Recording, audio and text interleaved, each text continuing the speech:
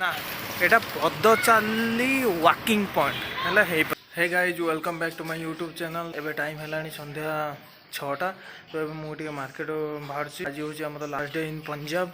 तो आम काली बाहर ओडिशा काली सकाल 5टा बेले ट्रेन अच्छी एठू आमको 4टा सुधा उठिक रेडी हो 5टा 20 ट्रेन अच्छी छाड़ो ब्यास जंक्शन रु दिल्ली पर्यंत। दिल्ली में पहुँचो 11टा। तापर से संध्या 5टा बेले राजधानी अच्छी।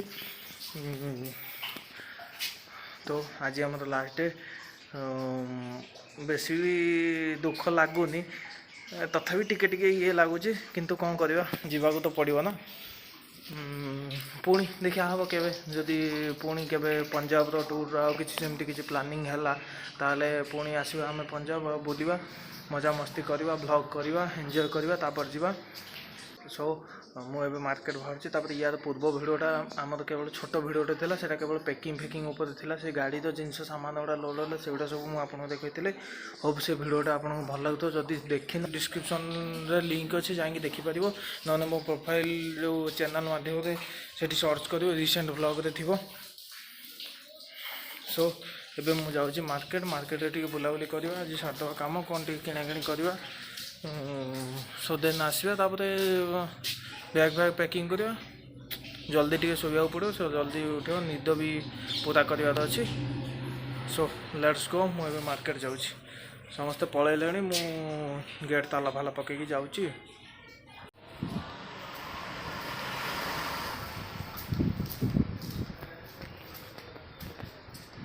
लास्ट डे इन पंजाब गली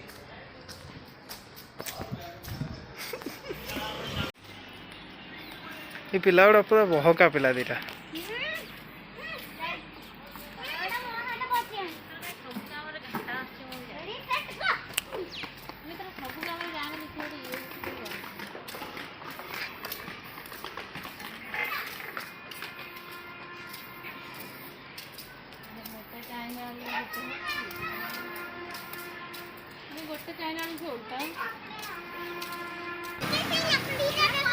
ना ना एटा लगी जो कुंडे हम चल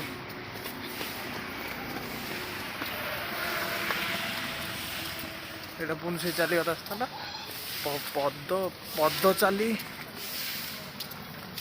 पदचाली वाकिंग पॉइंट है पदचाली यात्री मानक ना एटा पदचाली वाकिंग पॉइंट है ना पदचाली यात्री मानक इधर पूरा परफेक्ट आसचु कि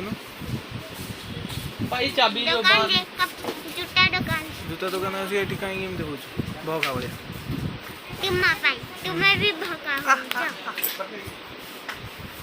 जोता नापी आसी पिलाटा ये बेकार कर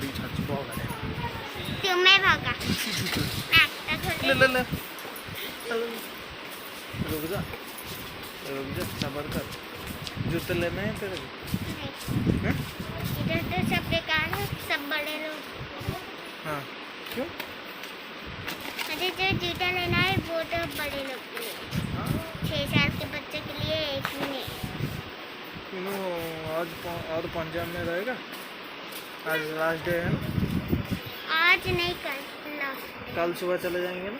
कल सुबह नहीं कल रात मुझे नहीं पता बस वैसे कल रात नहीं हाँ कल आज जो रात को कल सुबह होगा ना 5 बजे यहाँ से निकल जाएंगे। आज रात हाँ आज रात कौन बोल आज रात में कहाँ निकलेगी? वीडियो ऑन किया है वैसे। हाँ जाओगे कहाँ पर? पहले ओडिशा उसके बाद केरला। ठीक है